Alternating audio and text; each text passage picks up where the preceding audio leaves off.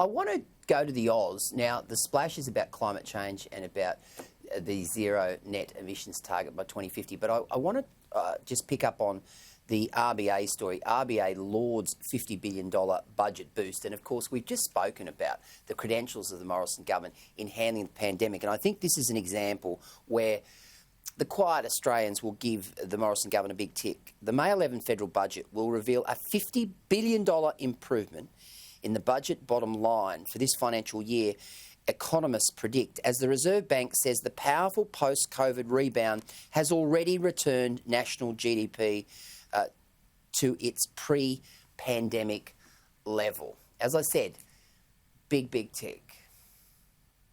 And the Reserve Bank has been surprised. We've had Governor Philip Lowe on the last couple of update occasions now say that the Australian recovery is faster than he anticipated, and it's faster than most markets in our region anticipated Australia to recover. So we are doing very well. A lot of that is underpinned, again, as the exports.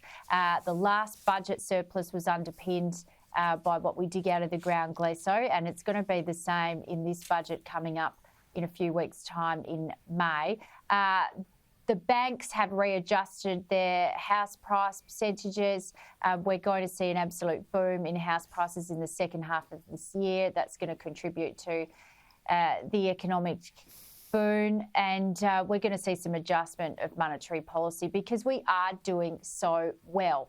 This is strong coalition ground. As those polling numbers have demonstrated, they're even beating Labor on Labor's heartland ground, which is health, because they have the upper hand in being in charge and being in control of a major pandemic and the health rollout. So Labor is really losing one of their key strengths there.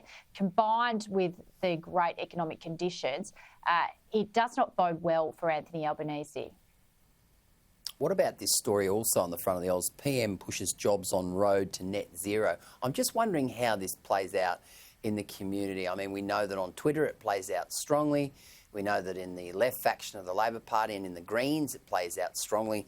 Just how strongly does it play out among the average voter? Scott Morrison will put technology and jobs at the centre of Australia's path to net zero emissions and stare down domestic and international pressure for fixed targets when he delivers the nation's pitch at Joe Biden's climate change summit within days. Kristy, your sense on how this is playing out within the general public? I think this is really smart politics from the Prime Minister and the Coalition. Labor has been gearing up for several months now to wedge them ahead of this summit that is being held with the new President of the United States, Joe Biden. And then again, further on in the middle of the year, we have what's called COP26, which is a climate action meeting in Scotland. Again, both of those meetings to set targets. So Labor and the corralling of the climate change industry around Australia has been trying to wedge the government to say it's targets or nothing. This is the Prime Minister's own narrative. This is his own action on climate change. It's not ignoring climate change. It's not saying Australia's not going to do anything, but it certainly is saying we're going to look after our domestic energy needs first. We're going to invest in the things we want to invest in. We are taking it seriously, but we don't have to sign your policy just because you want us to set a target that doesn't necessarily suit us. So I think Labor expected the Prime Minister to ignore it and to say we're not doing anything. So they're kind of going to be struck by this a little bit.